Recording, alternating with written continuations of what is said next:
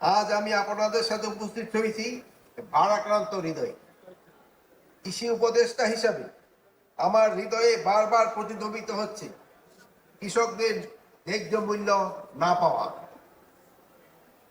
আপনারা আমার সাথে একমত হবেন যে কৃষক তার সর্বস্ব দিয়ে ফসল ফলায়, তাই ফসলের ন্যায্য মূল্য প্রাপ্তি তার অধিকার, কিন্তু আমরা কোনো সময় তা দিতে ব্যর্থ হচ্ছি। ভোক্তা হিসেবে যেমন আমাদের অধিকার রয়েছে ন্যায্য মূল্য পণ্যে পাওয়ার, তেমনি কৃষকদের অধিকার রয়েছে কৃষকের উৎপাদিত ফসলের ন্যায্য মূল্য পাওয়ার। কিন্তু আমরা আলম ক্ষেত্রে এই বছর এটা করতে পারিনি। এবছর আমি মনে করি আমাদের কোল্ড স্টোরেজ মালিক এবং সংশ্লিষ্ট ব্যবসায়ীদের আরো দায়িত্বশীলভাবে এগিয়ে আসতে হবে। সকল কোল্ড স্টোরেজ এলাকা ভিত্তিতে একই ভাড়ার ব্যবস্থা নিশ্চিত করতে হবে। ফিরোজ ভাই একটু খেয়াল রেখে দিতে। এছাড়া বিদেশ হতে আমদানিকৃত আলুর যে বীজ ন্যায্য মূল্যে পাওয়ার প্রয়োজনীয় ব্যবস্থা করতে হবে। স্পেশালি আমাদের যে নেদারল্যান্ড থেকে আলুর বীজটা আছে ওটা বাক্সের ভিতরে আপনারা মূল্যটা একটু লিখে দিবেন, তা না হলে এই বাক্সের মূল্যটা কিন্তু খুবই আপ ডাউন করে। আর এবার আলুর ক্ষেত্রে হয়েছে শুধু ক্ষতিগ্রস্ত হয়েছে কৃষক, আর এই ব্যবসার সাথে যারা জড়িত কেউ কিন্তু ক্ষতিগ্রস্ত হয় না। আর কৃষকদের কথা বলারও কিন্তু কোনো অধিকার এখানে নাই। বিভিন্ন অন্যান্য সংগঠনগুলি রয়ে গেছে, তারা তাদের কোনো কিছু হলে প্রতিবাদ করতে পারে, আর কৃষকদের কথা বলার ওরকম প্রতিবাদ করার জায়গা কোথায় নাই। যেহেতু তার প্রতিবাদ করার জায়গা কোথাও নাই, এই জন্য আমি সাংবাদিক ভাইদের বলবো আপনারা তাদের দায়িত্বটা নিতে পারেন এবং তাদের যে সমস্যা এগুলি আপনারা কিন্তু উঠে ধরতে পারেন। সম্মানিত সুধী, আপনারা জানেন যে আলু বাংলাদেশের দ্বিতীয় প্রধান অর্থকরী ফসল। জনসাধারণের খাদ্য তালিকায় আলুর গুরুত্ব ভূমিকা পালন করে যাচ্ছে। বিগত 2010 সালের পরে লক্ষ্য করা যাচ্ছে যে আলু কোনো বছর আলুর চাহিদার তুলনায় কম উৎপাদন হচ্ছে, আবার কোনো বছর চাহিদার তুলনায় আলু বেশি উৎপাদিত হচ্ছে। যেমন 2010, 2014, 2015, 2017, 2025 সালে চাহিদার তুলনায় আলু বেশি উৎপাদিত হয়েছে। ফলে আলু চাষকারী কৃষক, আলু ব্যবসায়ী এবং বিমার মালিকদের বিভিন্নভাবে ক্ষতিগ্রস্ত হয়েছে। এর ফলে পরবর্তী বছরগুলোতে কৃষকগণ আলু চাষে উৎসাহ হারিয়ে ফেলে এবং কৃষকগণ কম পরিমাণ জমি আলু চাষ করতে থাকে। আলু উৎপাদন কম হওয়ায় হিমাগারগুলিতে ধারণ ক্ষমতার চেয়ে প্রায় 20 থেকে 25% আলু কম সংরক্ষণ হয় এবং 2018 সাল থেকে বাজারে আলুর মূল্য ক্রমান্বয়ে বাড়তি ভাব লক্ষ্য করা যায়। আলুর কেজি প্রতি মূল্য বৃদ্ধির বিষয় সর্বোচ্চ পর্যায়ে পৌঁছে 2023 এবং 2024 সালে। 2023 সালে কেজি প্রতি আলু সর্বোচ্চ 60 টাকা এবং 2024 সালে আলু প্রায় 80 টাকা পর্যন্ত কেজি বিক্রি হতে দেখা গেছে। এতে 2023 এবং 2024-এর কৃষক এবং ব্যবসায়ীগণ এক্ষেত্রে কৃষকগণ বেশি লাভবান হয়েছে, এক্ষেত্রে আবার কোল্ড স্টোরগুলি একটু লসে পড়ছে। এই জন্য যেহেতু তাদের ধারণ ক্ষমতা যতটুকু ওই পরিমাণ আলু তারা সংরক্ষণ করতে পারে নাই, বা ইলেকট্রিসিটি বিল তো পুরা সেই দিতে হয়।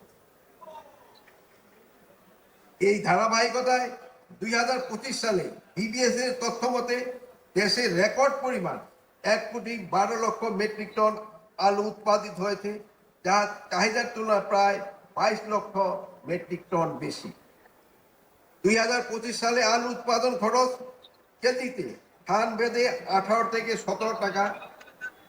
হিমাগারের সংরক্ষণ খরচ, পরিবহন, বস্তা, লেবার এবং অন্যান্য খরচ কেজি প্রতি আলু হিমাগার গেটে খরচ দাঁড়িয়েছে 20 থেকে 25 টাকা।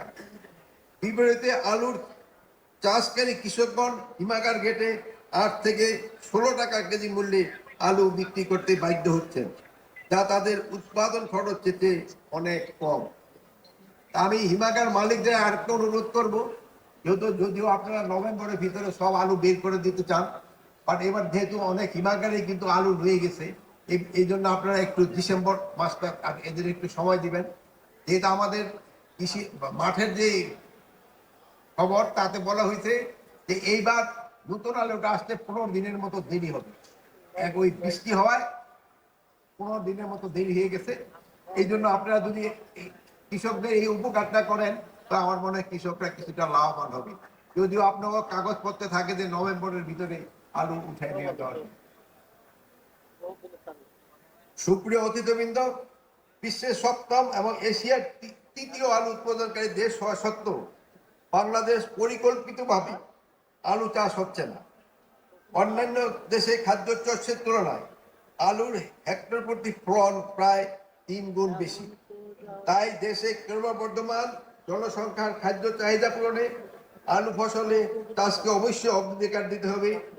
আলুর চাষকারী কৃষক, ভোক্তা, ব্যবসায়ী, হিমাগার মালিক, আলু রপ্তানিকারক, আলু প্রক্রিয়াজাতকরণের সাথে সংশ্লিষ্ট কারখানা, আলু থেকে বহুবিধ খাবার তৈরির সঙ্গে সংশ্লিষ্ট ব্যক্তিবর্গ সকলের স্বার্থ সংরক্ষণ, দেশের আর্থসামাজিক উন্নয়ন এবং দেশের অর্থনৈতিক প্রবৃদ্ধি বৃদ্ধির বিষয়ে আলুর যে অমিত সম্ভাবনা রয়েছে তা কাজে লাগাতে হবে। আমাদের প্রয়োজন সুস্পষ্ট পরিকল্পনা নিয়ে চাহিদা মাফিক আলু উৎপাদন, এর সঠিক বিপণন ব্যবস্থা, দেশের মজুত ও বাণিজ্যিক চাহিদার ভিত্তিতে অগ্রাধিকার ভিত্তিতে উৎপাদিত এলাকায় নির্ধারণ করে সুনির্দিষ্ট পরিকল্পনা দিয়ে আমাদের উৎপাদন পরিকল্পনা করতে হবে। কৃষকদের বাজারে চাহিদা মাফিক উৎপাদনে উৎসাহ দিতে হবে। মাত্র 90 থেকে 100 দিনের তথা অল্প সময়ে একটি অর্থকরী ফসল আমাদের বাংলাদেশে আর্থসামাজিক অবস্থা উন্নয়নে কিভাবে কাজে লাগাতে পারি তার জন্য পরিকল্পনা প্রকল্প করা প্রয়োজন। প্রিয় সুধী, দেশে বিপুল পরিমাণ আলু উৎপাদিত হলেও আমরা আলুর প্রক্রিয়াজাতকরণে বিস্তর পিছিয়ে রয়েছি। বাংলাদেশে মাত্র 2% ফুড আলু প্রসেসিং এর মাধ্যমে উৎপাদিত হয়, অথচ দেশে অন্যান্য দেশে এর পরিমাণ প্রায় 7%। তাই আমি মনে করি আলু প্রক্রিয়াজাতকরণের উপর আমাদের গুরুত্ব দিতে হবে। আর এই জন্য প্রয়োজন হবে প্রক্রিয়াজাত উপযোগী আলুর উত্তম জাত ও তার চাষাবাদ। আমি কৃষি গবেষণা প্রতিষ্ঠান, সম্প্রসারণ কর্মী এবং কৃষক সহ উদ্যোক্তা সংশ্লিষ্টদেরকে এ বিষয়ে উদ্যোগী হওয়ার আহ্বান জানাচ্ছি। পাশাপাশি কেজি প্রতি আলু উৎপাদন খরচ কমিয়ে আনতে সকলের সহযোগিতা এবং প্রত্যাশা করছি।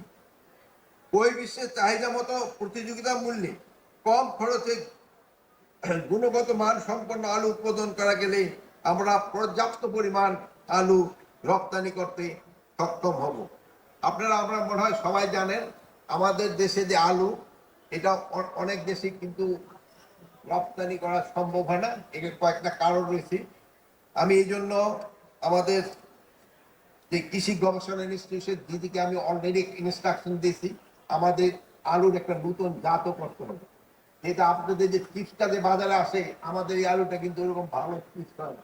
যদি এইটা হলে কিন্তু তবে কিন্তু আলুর কিছুটা এক্সপোর্ট ভ্যালুও বাড়বে এবং আমাদের বাজারের কনজাম্পশনও হয়তো আরো বেশি হবে।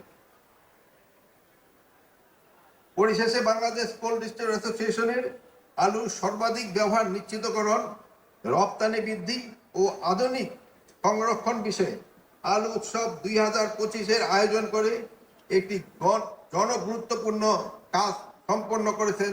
সেই জন্য আমি তাদেরকে আন্তরিক